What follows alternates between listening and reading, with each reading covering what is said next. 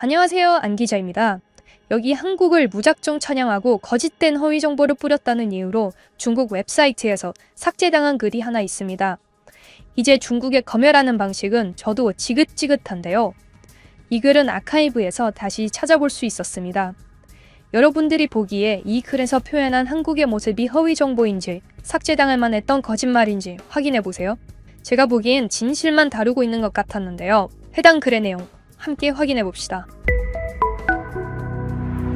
나는 한국에서 유학을 다녀왔다. 교환학생과 같은 제도로 다녀왔는데 중국의 불미스러운 어떤 일로 인해서 기간을 다 채우지 못하고 중국으로 돌아왔다. 하지만 그래도 잠깐 한국에 있던 시간 동안 나는 많은 것들을 배우고 왔다. 나는 원래부터 사람을 관찰하기를 좋아하는데 오늘은 사람이 얼마나 다른지에 대해 이야기해보고 싶다.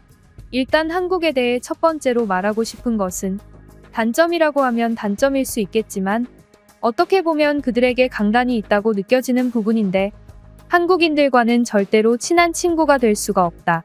이게 무슨 뜻이냐면 한국인들은 웬만하면 새로 만나는 사람들과 완전 친한 친구가 되지 않는다.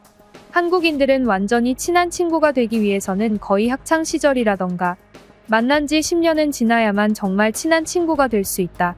중국인들은 하루만 정말 진하게 친해져도 완전한 친구가 될 수 있다고 느끼지만 한국인들은 절대로 그렇지가 않다. 여기서 한국인과 중국인들의 가장 큰 차이점이 드러나는데 보통 우리 중국인들은 나랑 엄청 친한거나 내 가족, 내 사람이라고 느껴지는 사람에게 잘해주고 나랑 안 친하거나 적당히 친하다고 생각하는 사람들에게는 못해주는 경향이 있다. 그리고 나랑 아예 모르는 사람한테는 피해까지 줘도 된다고 생각하는데 한국인들은 이게 완전히 반대다. 처음에는 이러한 그들의 모습이 미친 것처럼 보이지만 그들의 사회에서 계속 살다 보면 그것이 맞는 행동이라는 것에 동의할 수 있다. 한국인들은 중국인들과는 다르게 자기와 가장 가까운 가족이나 끈끈한 친구들을 가장 못해주는 경우가 많다. 물론 선물을 챙겨준다거나 하는 부분들은 잘 해주지만 일상을 살 때의 그들보다는 자기와 친하지 않거나 자기를 모르는 사람들의 눈치를 더 많이 본다. 예를 들면 줄을 서는 것과 같다. 만약 내가 줄을 일찍 서고 있었으면 내 가족이 늦게 왔을 때 내가 서고 있던 곳으로 끼어들어오게 해줄 수 있을 것이다. 내 가족은 나에게 매우 중요하기 때문이다. 하지만 그렇게 끼어들기를 하면 내 뒤에서 계속 기다리던 다른 사람들은 내 가족이 늘어난 만큼 더 기다려야만 한다. 하지만 우리 중국인들은 내 뒤에 있는 모르는 사람들은 굳이 챙길 필요가 없다.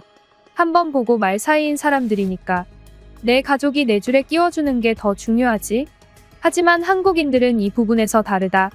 이 글을 읽는 중국인들 대부분이 한국인이 냉정하고 차갑다고 말할 수도 있겠지만 사실 그렇지도 않다. 한국인들은 아무리 가족이 오더라도 내 뒤에 있는 모르는 사람들의 눈치를 더 많이 보고 가족을 줄에 끼워주지 않고 가족을 줄 맨 뒤에 서라고 말한다. 그리고 난 이것을 실제로 본 적이 있다. 한국과 중국은 친구와 가족이라는 개념이 정말 많이 다르다. 예를 들면 조용한 밀폐된 공공장소 안에서 내 아이가 큰 소리로 울고 있다면 그 아이를 어떻게 할 것인가? 당연히 적당히 달래서 울음을 그치게 해야 하는 게 맞다. 하지만 한국인들은 그렇지 않는다. 아예 피해를 보더라도 그 아이와 밀폐된 장소를 나가버린다거나 그 아이에게 무섭게 화를 내거나 조용히 시킨다. 남들이 보고 있기 때문이다. 남들에게 피해주는 것이 더 안 좋은 것이라고 생각하는 것. 이것은 장점이기도 하고 단점이기도 하다. 또 한국인들이 많이 다른 점이 하나 있는데 밥을 먹으러 갈 때, 메뉴를 정할 때 친구들 사이에 높낮이가 없다는 것이다. 원래 보통 중국에서는 회사에서 메뉴를 정할 때엔 무조건 상사가 먹고 싶은 것을 정하고 친구들 사이에서 먹을 것을 정할 때엔 나이가 많은 사람이 정한다. 그리고 연인끼리 먹고 싶은 것을 정할 때엔 남자가 정한다. 하지만 한국은 이게 전부 정반대다. 물론 한국도 나이 많은 사람을 존중하는 문화가 있기는 하지만 나이 많은 사람들이 자기가 음식 메뉴를 정하기를 원하지 않는다. 나이 많은 사람들이 매우 겸손하고 나이 먹었다고 갑질을 하지 않는다. 우리는 실제로 교수님과 함께 밥을 먹으러 갔는데 중국이었다면 당연히 교수님이 원하는 식당으로 갔을 테지만 그때 그 교수님은 메뉴를 학생들 보고 정하라고 얘기했다. 그리고 이러한 메뉴 선정 방식은 어디서나 똑같다. 일을 할 때에도 상사라고 자기가 메뉴를 정하지 않는다. 오히려 어리면 어릴수록 어린 사람들을 챙겨주려고 하는 경향이 강하다. 회사에서는 막내 보고 먹고 싶은 게 있으면 골라보라고 얘기하고, 대학교에서는 오히려 신입생들이 좋아하는 음식을 먹으러 가자고 한다.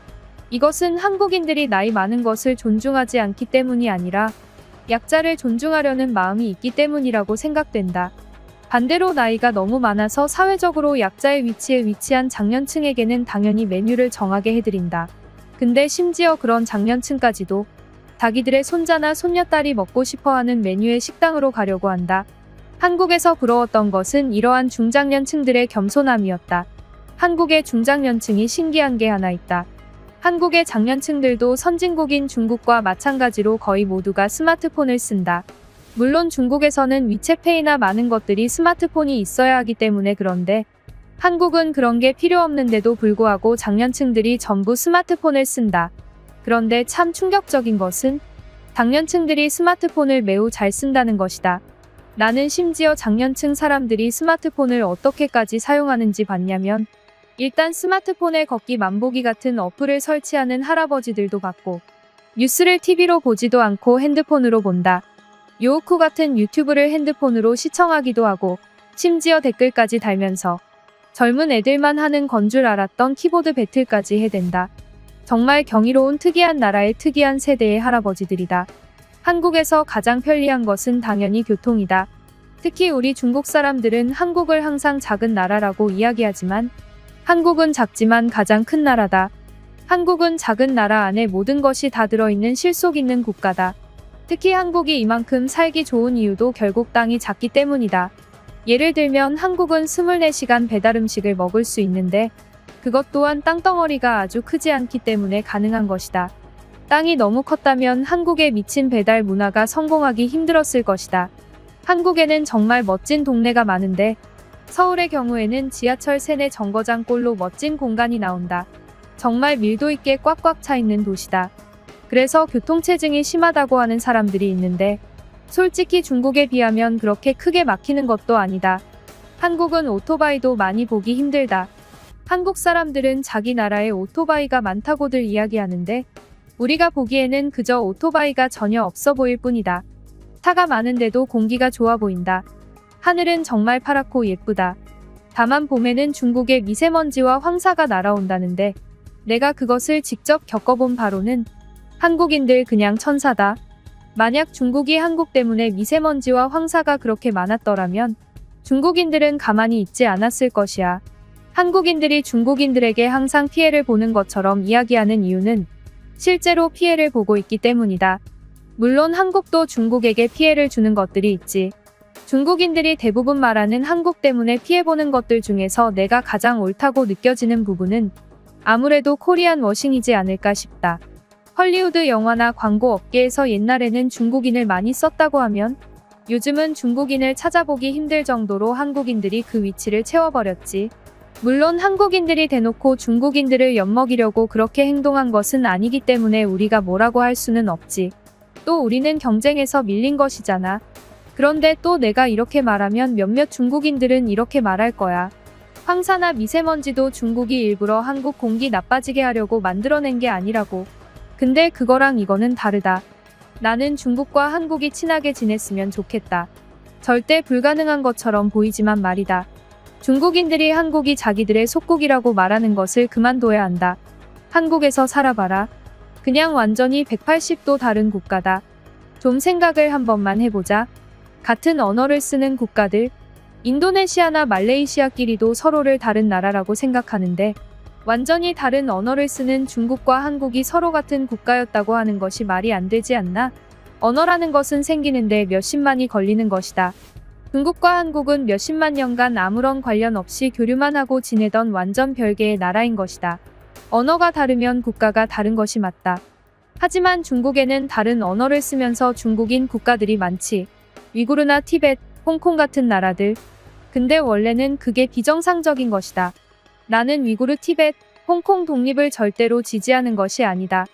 하지만 나는 우리가 더욱 넓은 시야로 세상을 바라봤으면 좋겠다. 라는 글이었습니다. 이 글에는 엄청나게 많은 악플들이 달렸는데요. 기록을 보면 4만 개가 넘는 악플이 달렸던 것을 확인할 수 있었습니다. 보통은 제가 악플도 소개를 해드리는데 이 글은 이미 검열되고 삭제된 상태라 악플 내용을 확인할 수는 없었습니다. 검열 삭제된 이유는 이 글이 거짓이고 허위 정보이기 때문이라는데 여러분이 보시기에도 이 중국 여대생이 허위 정보를 퍼뜨린 것 같으신가요? 저는 전혀 모르겠네요. 여러분, 지금입니다. 지금 딱 좋아요 한 번만 꾹 눌러주세요. 이유는 없습니다. 죄송합니다. 그냥 이렇게 주목을 끌고 좋아요 눌러달라고 하면 유튜브가 빨리 성장한다고 하길래 한번 해봤습니다. 장난을 쳐도 좋아요 눌러주시는 우리 구독자님들 사랑합니다. 그럼 지금까지 뉴스폼의 안기자였습니다. 감사합니다.